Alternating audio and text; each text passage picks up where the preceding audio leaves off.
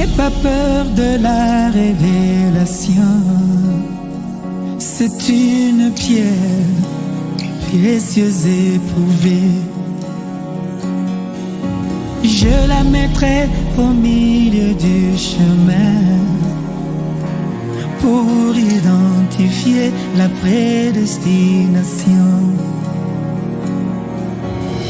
Mais pour toi, j'enverrai des anges qui te porteront afin que ton pied ne puisse pas heurter la prière de Sion, ne puisse pas heurter la révélation. Oh, oh, oh, oh. Voici j'ai mis en Sion une pierre éprouvée, une révélation. C'est lui qui la prend comme fondation. Il ne sera jamais ébranlé. Un jour Caïphe devant la pierre, étant le souverain sacrificateur, il n'eut pas la révélation du mystère de la venue du Seigneur. Comme il n'avait pas des anges pour le porter au pauvre pasteur, son pied droit heurta la pierre des Sion. Il se fâcha et déchira ses habits. Oh. Voici j'ai mis à Sion une pierre éprouvée, une révélation. C'est lui qui la prend comme fondation. Il ne sera jamais ébranlé. Nathanaël devant la pierre, il eut la révélation venant du ciel.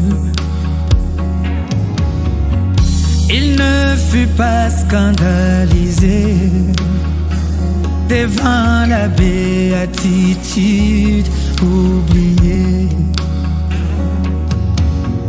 car Dieu l'envoya ses anges pour le porter afin que ses yeux ne puissent pas heurter le voile de la chair, ne puissent pas heurter la pierre des Sion.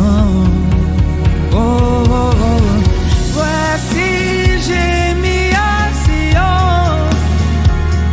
une pierre éprouvée, une révélation. C'est lui qui la prend comme fondation.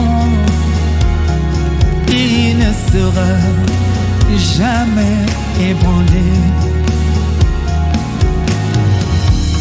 Avant l'ouverture des sceaux, Dieu fit lire au prophète le passage de la pierre pour lui dire de ces grands mystères qui sera accompli là dans l'épouse. Et gloire à Dieu, il m'a envoyé ses anges cette nuée là sur ta photo pour me porter afin que mon âme ne soit pas achoppée du mystère accompli, ne puisse pas heurter la pierre des Sion. Oh, oh, oh. Voici j'ai mis à Sion une pierre éprouvée, une révélation. C'est